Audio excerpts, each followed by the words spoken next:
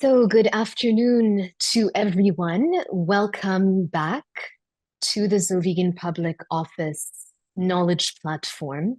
We are really excited to have you with us today. And while we wait for everyone to dial in, I want to introduce myself. My name is Lynn Zovighian. I am the co-founder of the Zovighian Partnership and the founder of the Zovighian Public Office. And with me today is my colleague, Meghry Topoushian. You've heard Meghry's voice before, you've seen her name, but now you get to see her face. So welcome to Meghry dialing in from the ZP office to be with us today. So we have a lot in store for you. We're going to get right into it. This is part of a knowledge platform series. All of our webinars are available on our website and on our YouTube channel for you to see in the English and in the Arabic language. The interpretation is at the bottom of your Zoom. So if you would like to hear this in the Arabic language, just go to the bottom of your Zoom, click on interpretation, click on the Arabic language, and our two interpreters will take care of you. Let's get right into it, Meghry. Our topic for today is maximizing digital visibility to engage with donors and communities. What does that mean? It means that when we are an organization that is looking for funding, people need to know who we are. People need to know where to find us. And so it is very important for organizations who are working with donors, working with partners, or seeking donors and seeking partners to have a strong online presence. So that if someone is going to type what you do, or type your region, or type the cause or the community that you are serving on Google search, you will be one of the websites that comes up. And so that is very, very important for many of the organizations whom I know in this room today are actively fundraising. But as well, for those of us who have closed on a fundraising opportunity, or who have won a proposal, or who are bidding for a proposal, for a request for proposal, you have to also go through due diligence. And so it's very important that the donor, the partner, the institution that is doing a background check on you is able to do so easily. They also have to find you. And so they would be able, by typing in keywords and by typing in your name, find your website. And so we are going to be talking today about all of this. And we're going to be talking about how this search works. So let's go right into our agenda. And here are Meghry and I for you. And right into our agenda. So we are going to today focus on the search, but this is now a two-part series. We found that there is so much important information to share with you, and there is a little bit of the technical words you are going to be hearing during this workshop today.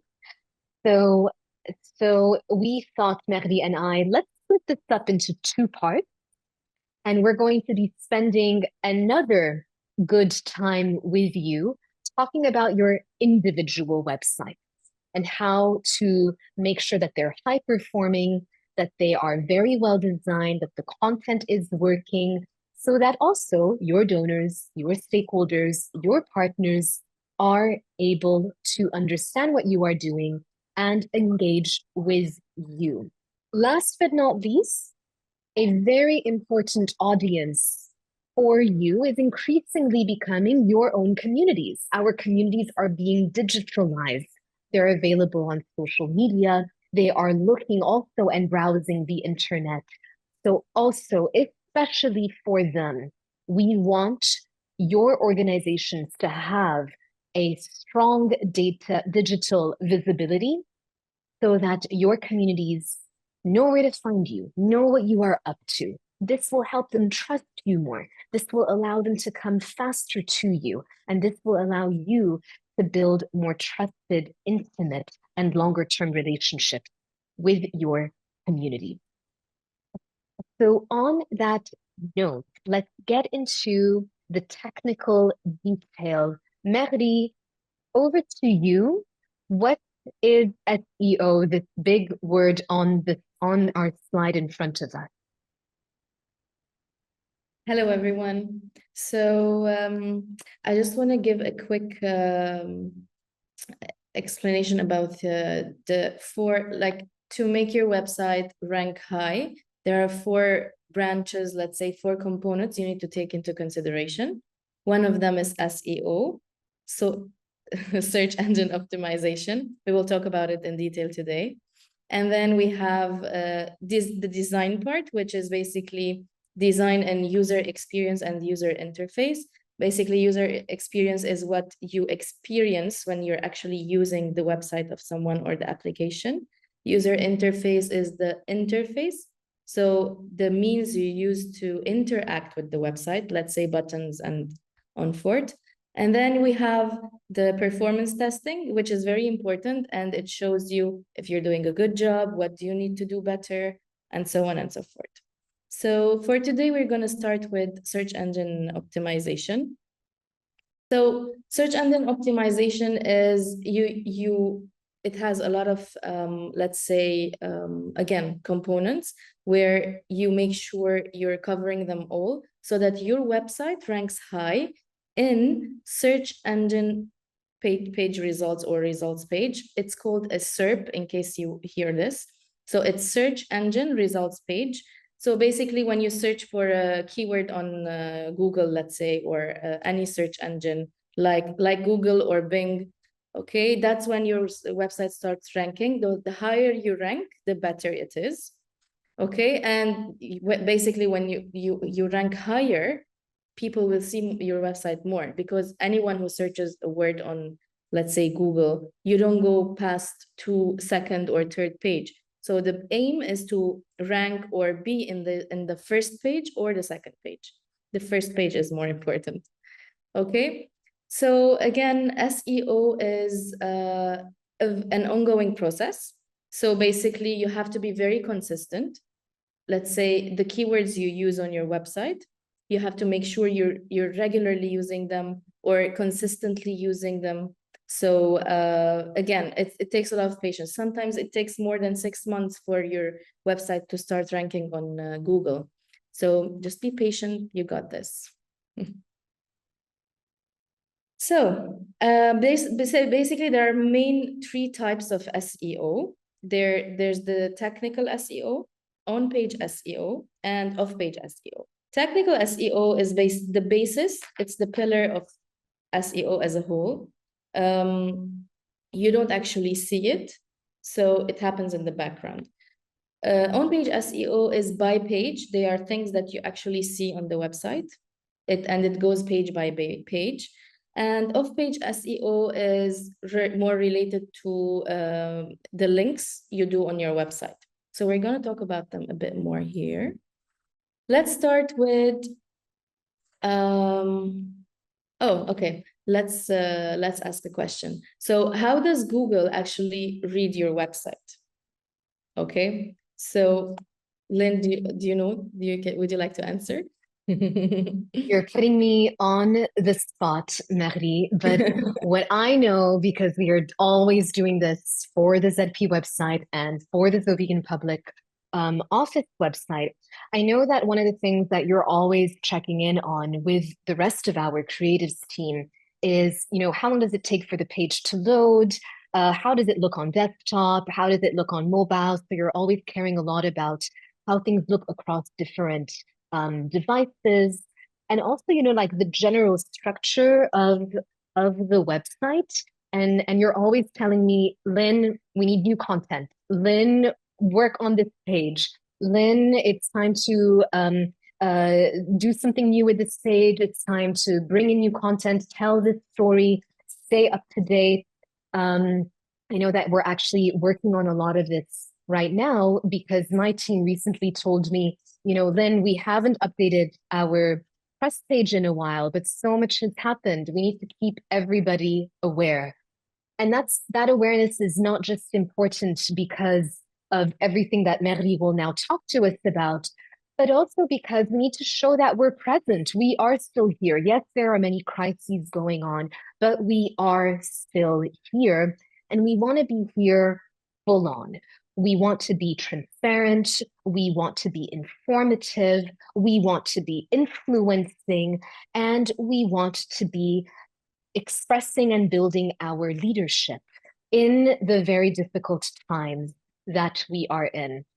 So I don't know, Meghry, how did I do right there? Yes, it's good. It's great. Okay. Thanks So for that. so quickly, I want to just add, so you might ask, let's say, how does Google actually know I added a new word in the paragraph, let's say, or let's say a specific, how did you change the content? How does Google know? Because you're not actually telling Google that I changed this word. So Google regularly sends crawlers. We call them crawlers. So basically, they send these crawlers to the website every now and then. So the more you update your website, the more the more frequent Google sends those crawlers to your website to just read and then see, oh, okay, the content is the same, the content is the same. Or if you're always changing content, then the crawler is going to be like, oh no, like, sorry, there's always new content here. I have to come here every day. So that's when the crawlers visit. So it's a process. The crawlers visit and know that there's new content on this website. So this is basically the process. Okay. So starting with technical SEO, we have 4 main types. One of them is the website speed. So the website speed is by website speed, I mean, if you open a specific website or a specific page on the website, okay, it's the time that takes for that page to load. So the faster that is, the better it is, because as a user, usually our concentration or time span is very short. So if a page takes, like, let's say 5 minutes to open, we're not reading that page, whatever it's written there. So the faster it opens, the better it is. So what influences this speed? The content on the page, the files that are uploaded on the page, and the images. So the content, by content, I mean the actual text on the page, which are the titles, paragraphs, dates, whatever, anything that's typography that's written, okay? Basically, anything written doesn't really take a lot of space on the page. So that's not something you need to worry about. What we need to worry about are files and images. So whenever you're uploading a specific file on the website, let's say a report or a document, an article, make sure that the files are small. They have to be anything below definitely 1 megabyte. So I'm going to share with you 2 links. They are, again, there's no specific link you need to be using, but you can use your own, or I'm sharing you 2 examples. So these are, I'm going to just quickly show you. Yeah. So these are tools on platforms you can use to compress those files. So whenever you're done with a file, we actually use the Adobe file compression. It's really good, and it's a free tool. Yeah, I'm just gonna drag something here. Okay, sorry, we dragged the image. There you go. Okay, so this PDF is 4 megabyte. Okay, I'm gonna compress it. And now it's going to show you what happened. It goes from 3 megabyte to, we'll see. Sometimes it compresses more than 90%, which is the main aim. So you see, it was 3.14. It became 357 kilobyte. So this is really good.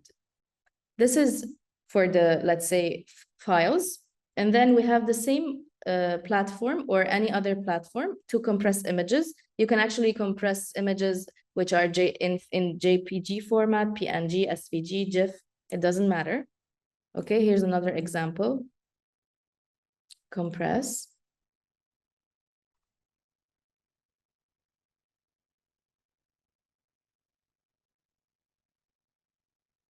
It's taking time.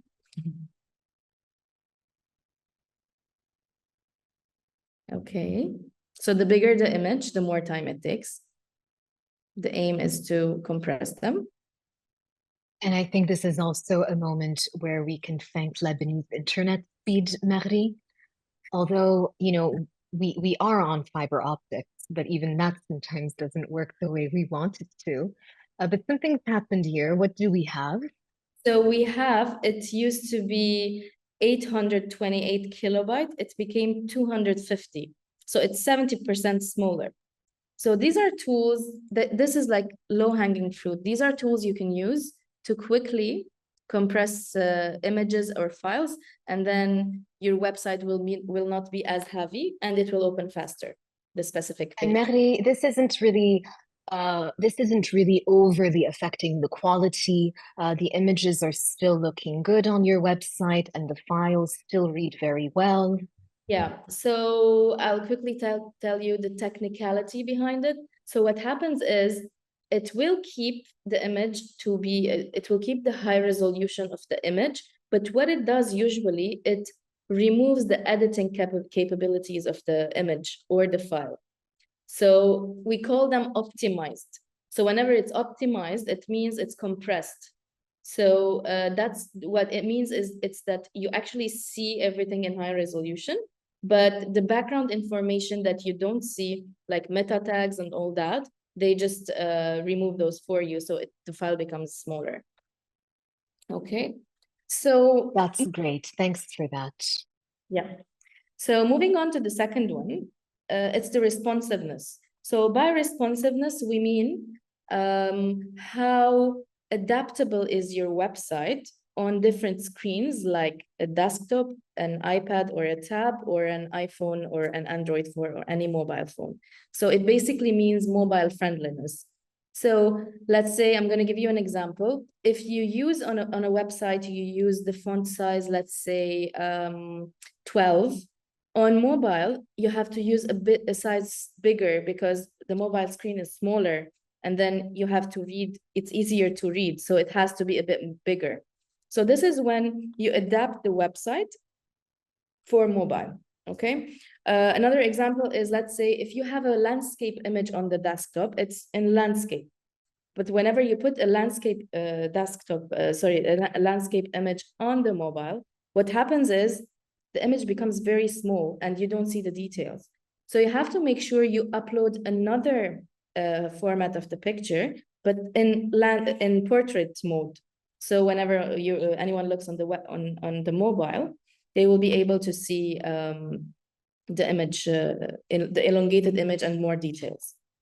Okay, so this is something, again, that happens more in the back end whenever someone is designing a website. Let's say whether you're using a website builder or if you are developing the website, it's usually done with the developer. So they make the designer and the developer make sure that the website is designed in a responsive manner. Okay.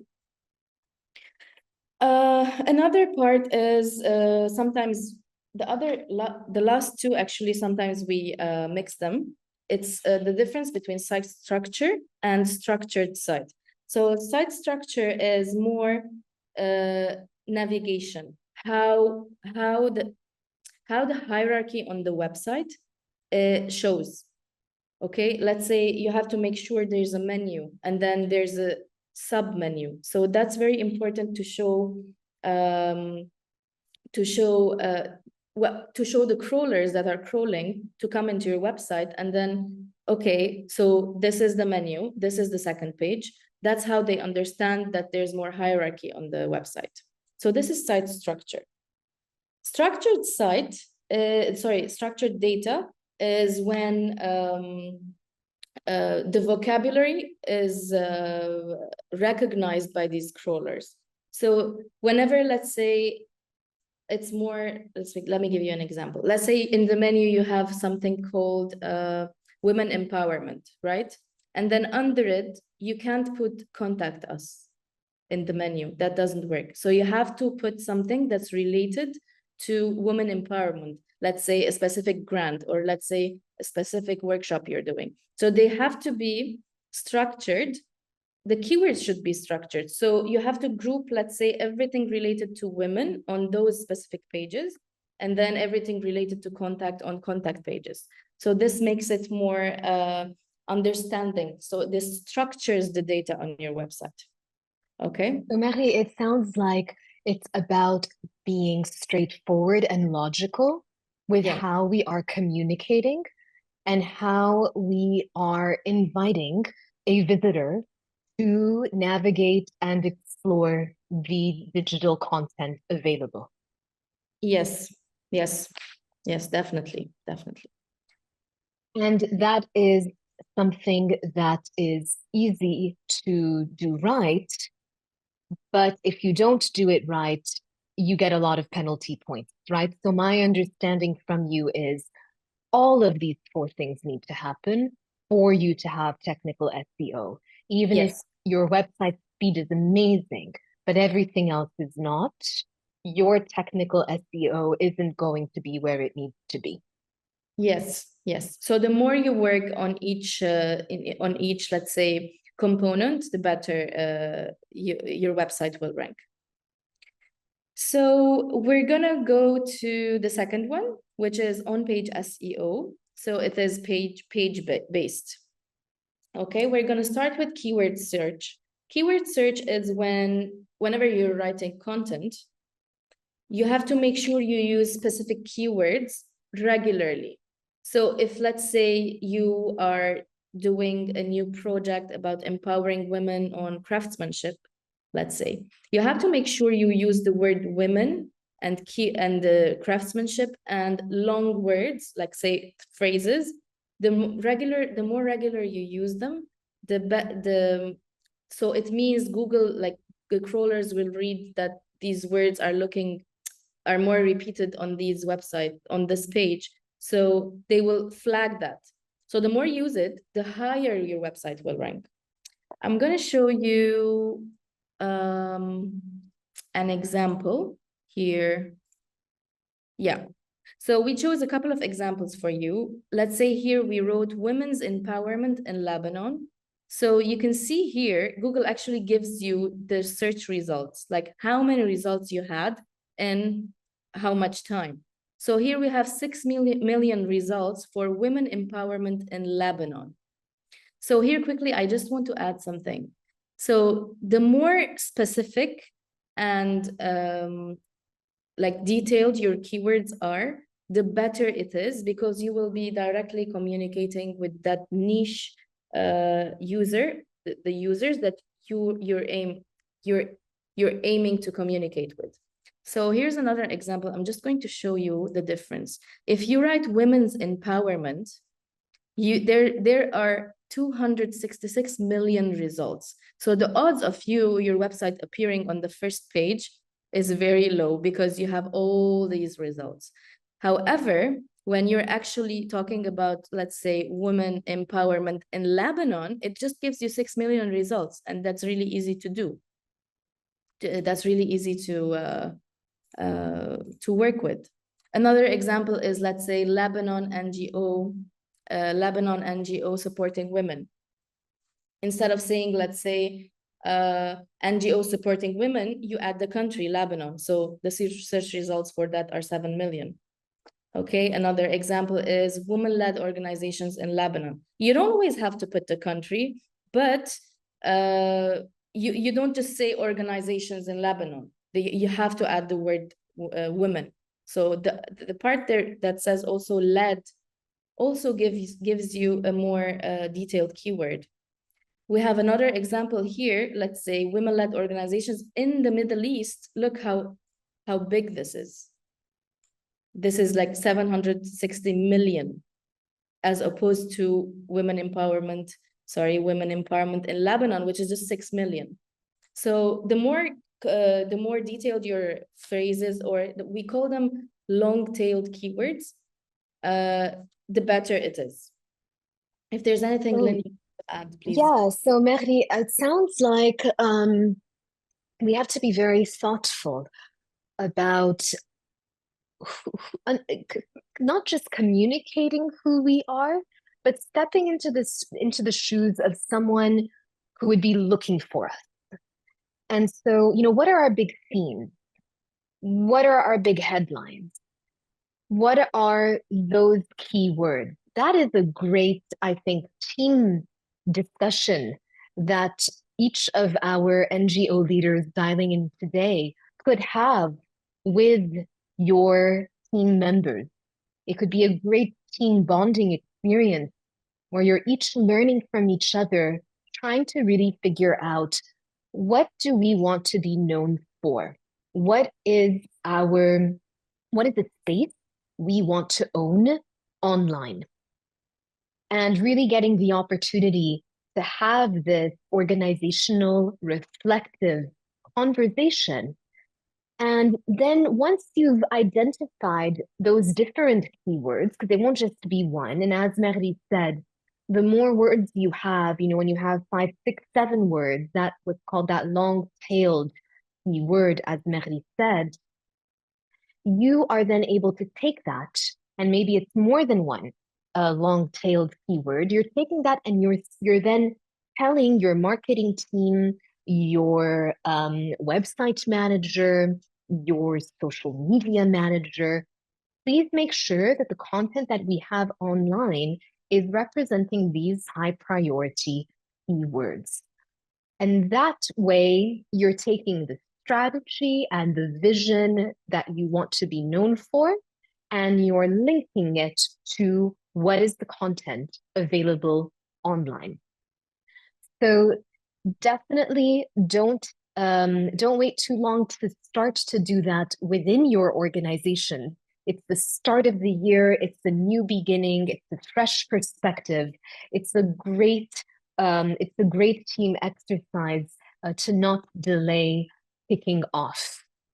But Meghry, we have a lot of other important things here, and I know that many of these things are related. But what do we mean here? Content quality, for example. Yeah. So the second one is content quality. So, so it basically means the quality of your content. So you can't just you can't just copy paste from places. You have to make sure your content is genuine and it has quality. So it's very informative. It talks with your target audience on their, let's say, on their level of understanding. You can't always put, let's say, high quality if you're let's say having a specific workshop done, or let's say the point is the shorter the better, and the more quality there is in the content, it's better. So you have to also understand that it has to be the effort you put into writing content, it has to be very consistent. And the more genuine and the more real it is, Google rewards you. So the fresher the content, the more rewarding it is. So the higher your website ranks. This is Meghry, I'd like to pause here and just give a couple of, easy to do, easy to build into your team culture ideas and opportunities. Firstly, this is a huge opportunity for you to shine as the different thought leaders that you are. Your organizations are doing things that are very important that not a lot of people can do. Your stakeholders need you, your partners need you, your funders need you, your communities need you. And I know that very oftentimes, two things happen. One is we're very good at something, and therefore it is very likely we're going to take it for granted. We're used to doing this. This is how we do things. Why should we communicate? The reality is that is why you are a thought leader. That is why you are an expert change-making NGO on the ground, because this is what you do more easily than others, more naturally than others, more capably than others, but not everyone can do it. So you have a huge opportunity here. Next time you realize you might be taking your thought leadership for granted, just take a few minutes and write out a small blog post, write out a small statement, maybe even release a new press release with an important finding that you discovered, and People need to know about it. And so look at yourselves as a critical data source for the world, for your ecosystem, and for your stakeholders and your community. So number one, don't take yourselves, your thought leadership, your expertise for granted. But number two, and this is also very important, we are all very busy. Our projects are always just on time. There's much to do, and then a crisis hits, and then we're busy with the crisis, and we're trying to make it all make ends meet. We're trying to make the end of the month happen. We're trying to keep afloat, and we are just all very busy. And what happens is when we are busy for all of these important reasons, we don't make the time that we need to communicating publicly. And unfortunately, social media doesn't have as much of an effect on SEO. So if you're very, very, very active on your social media, and your social media is actually maybe very up to date with very high quality content that's authentic, that's thought-provoking, that's leadership driven, but your website is not. Unfortunately, search engines are not going to give you extra points because your social media is active. Your website needs to reflect the activism and the frontlining energy that exists on your social media. We know it's a lot of work. We know it's a lot of resources. However, the reward is very measurable because while you might be starting this exercise at maybe page 50 or page 60 of the keywords that you care about, it's not going to take too much time for you to start to see, oh, we're no longer at page 50, we're now at page 45. Oh, we're no longer at page 45, we're now at page 40. It does get harder the more you're coming closer to pages 1 and 2, but you can already move out from pages that you know people are never going to get to. Because how many of us open a search engine, open a Google search, and then look beyond the first couple of pages? Meghry, how many pages do you go back when you are conducting a Google search? Well, I personally don't go that further. Maximum second page. Otherwise, what I do is actually I add a keyword in my search. So if I was searching for 2 words and I didn't find anything on the first page or the second page, I just adjust the keywords I was searching and then stick to page 1 and 2, basically. Yeah. Right. I mean, I'm a social scientist, I'm a researcher. And so obviously I'm going to maybe look a little bit more in and maybe look at pages 3, 4, and 5. But to be very honest with you, I can't remember the last time I looked beyond page 5. So what at the very least you want to be able to do is get to the point of those first few pages and then really work hard to get to the first 2. Over to you, Meghry, because I know that there's some very easy things. We just need to know about them to then just start to do them very well. And unlike content quality and keeping our content updated, which does take time, the rest doesn't really. Definitely. Definitely. So we're going to go into title tags and meta descriptions. So these are, I'm going to tell you where you see them. You see them, let's say, if you're sharing a specific link with someone on WhatsApp, or if you're sharing a specific link on Facebook, sometimes you see, let's say, a small photo pop up, and then there's like this a small paragraph showing about the link. So title tags and meta descriptions is exactly what you see there. So meta descriptions are the descriptions for the whole page. You put it something, it's done in the back end. You only see it whenever you share the link. So that's what meta descriptions are. And title tags, again, it's about using those specific keywords in your titles. So whenever you share them, it will show on the link. So this is very helpful. Another place where you also always need to use your keywords are in the URLs, which means the links of those specific pages. Same goes for file names and image names.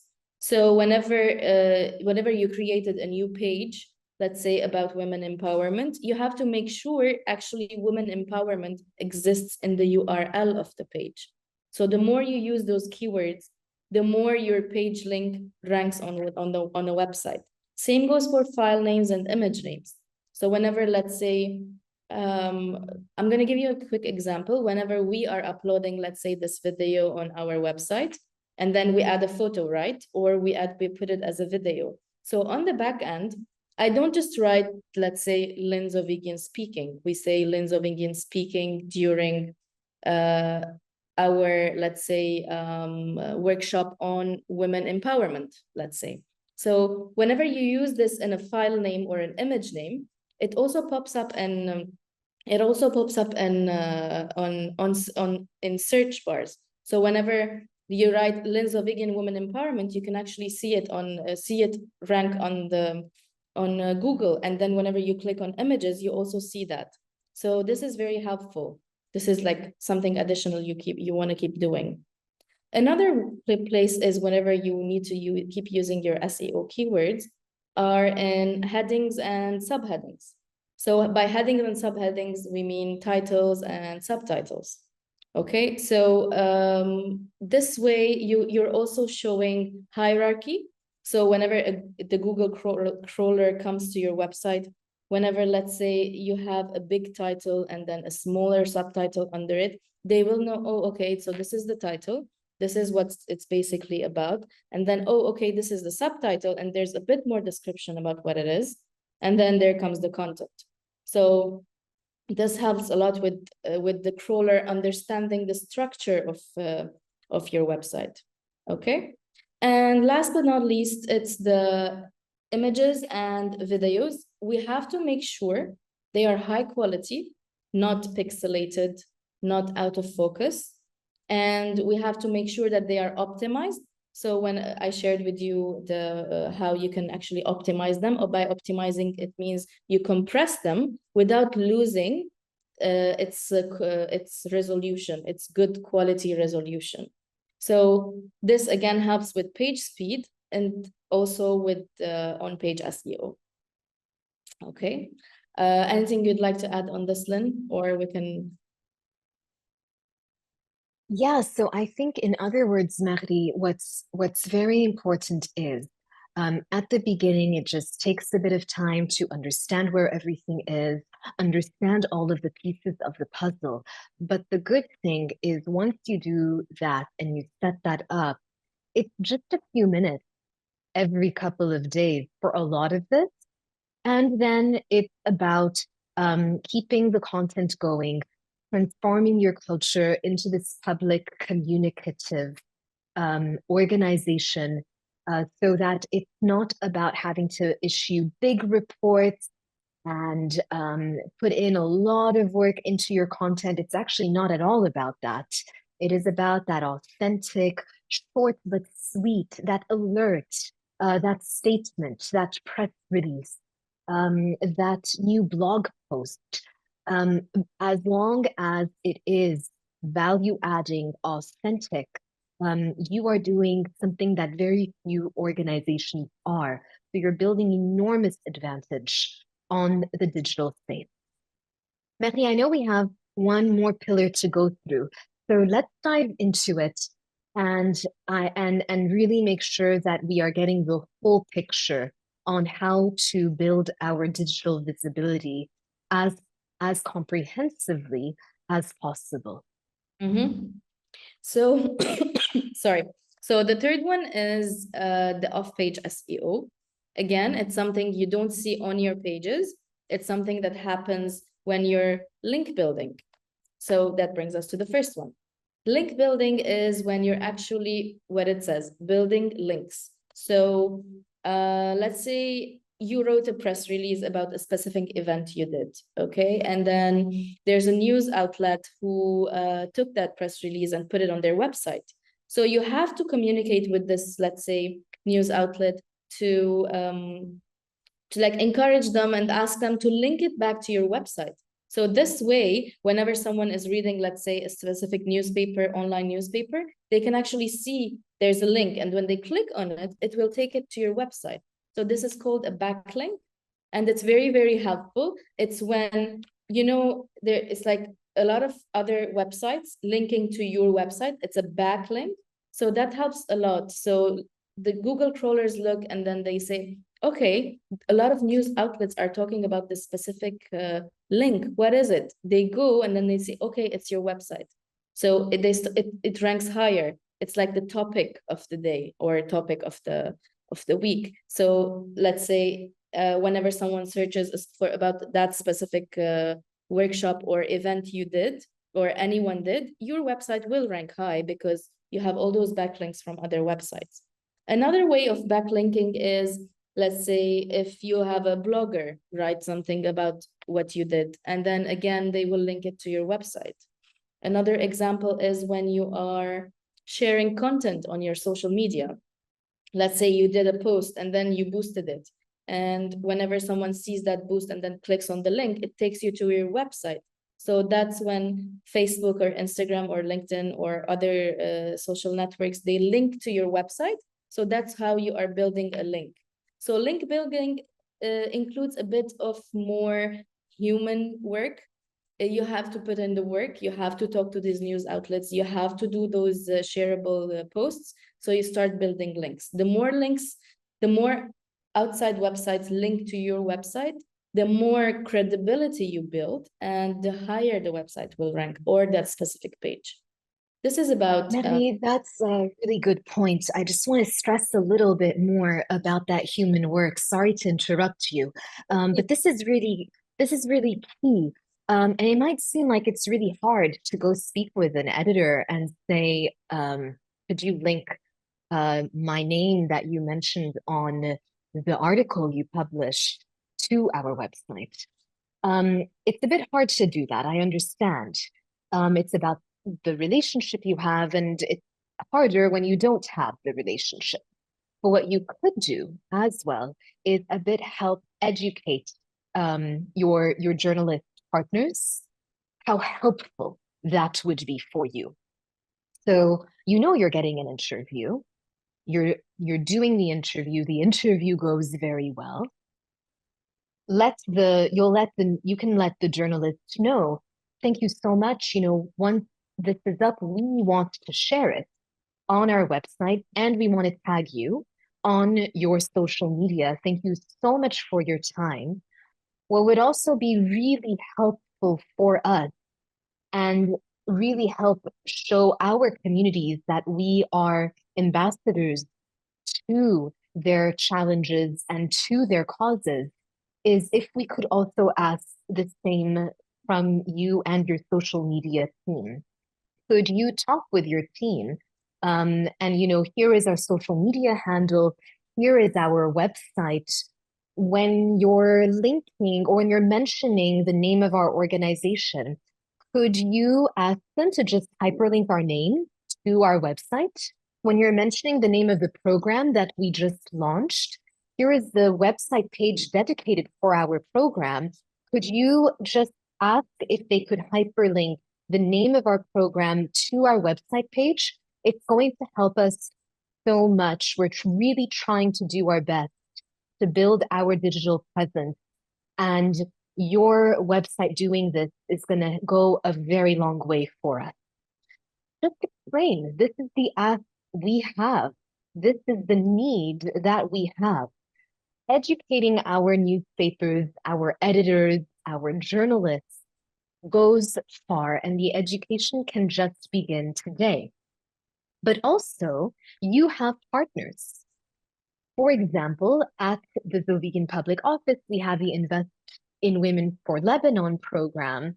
All of our grantees, all of our coalitions are hyperlinked on our website because we know to do that for them.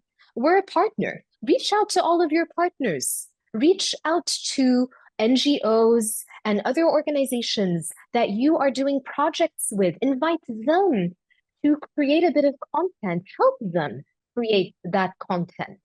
And where your name is mentioned, where the program is mentioned, give in the different links so that on their website, they are connecting with you and you are going to pass on this favor and service to them as well. And you are going to hyperlink their names, their programs, and any other important pages on their website on your website. You can make this a communication protocol requirement. You can train your content developers, which are basically your people in marketing and the people supporting your social media management. You can make sure that they never forget to make the ask. That way, over time, these links are going to start to build up. These tags are going to start to grow, and Google and other search engines are going to see that, and they are going to respond positively to that effort. Yeah, I want to actually add one more thing here. What could actually help you encourage other outlets to link to your website is actually create shareable content. That means, let's say you did a project and then you're talking about the steps it took for you to accomplish that, right? So instead of writing a whole paragraph about it, maybe you design a small infographic saying like, step one, this is what we did. Step two, this is what we did. Step three, this is what it is. This is what happened. So whenever another NGO is a startup or they want to know more about these things, whenever they search, they technically you read something that has more bullet points instead of reading the whole paragraph. So making the content more shareable and more visual helps other people search for your website, look for your page, and share links to your website. So this helps a lot. We'll go to the second one about social networks, like social media. Again, it's very important to have social media accounts. Depends on which one is more, let's say, which one more helps your needs or covers your needs. I'm going to give you like the three main ones. They are, some of them are called general social networks. General social networks are like Facebook, LinkedIn, where you can share articles, images, or again, let's say Threads or X or Twitter. So that's what a general social network is. Another one is media sharing networks like Instagram, YouTube, Pinterest. So these are more, you use media like audio or video, you share them. And the third one is the live streaming platforms like, again, Instagram Live, Facebook Live, YouTube Live. So the more you cover your ground on general social networks, media social networks, and on live social networks, the more you rank, the better the crawlers read you, and the better you rank on search engines. This is for social media. I want to add something that this is really, really important. Local SEO. By local SEO, we mean, actually, when I was showing you the keyword searches. So whenever you add in Lebanon, that's when you're working on your local SEO. Let's say if I'm searching for a specific NGO about women empowerment, but I want them to be in Lebanon, right? I search in Lebanon. So if your website doesn't include the location, the word Lebanon or Beirut or wherever you are located regularly, your website will not come up. So it's important to build on that local SEO keywords. It's important to locate where you're located so people can actually find you easier. So, sorry. There's also one more thing you need to make sure you have. You need to have a Google account to do this. Google Gmail, I mean. Okay, it's called Google My Business. So whenever someone searches for your specific business, let's say, I'm going to show you an example of, let's say, national.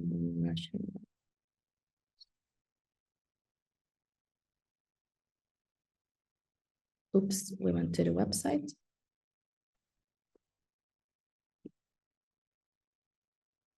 Okay.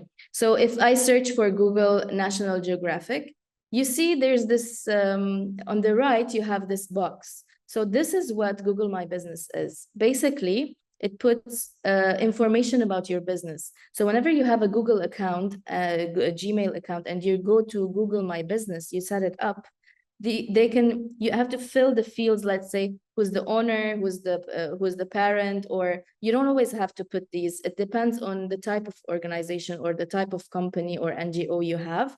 And then you fill all these information. Let's say for the Zovighian partnership, you have location, you have address, you have opening hours, let's say, and you have a brief explanation about the NGO or organization. So this helps a lot with people finding you actually in Lebanon when you use those keywords in these description or specific information about your NGO. So again, it's called Google My Business. I'm going to drop it in the chat for you. And it's really important to have it. And again, it's a low-hanging fruit for working with the SEO. As well, it's very appealing, right? And so when I'm Googling an NGO name, because I know the name in this particular instance, I am seeing that Google is already making this organization look good.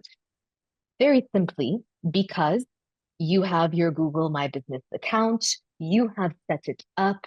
What that also teaches me as a social investor and philanthropist, or as a partner, or as an institutional donor, or even as a researcher or a community member, this organization has an institutional approach. It has an organization presence. It knows that this is important. It knows to put an effort into this.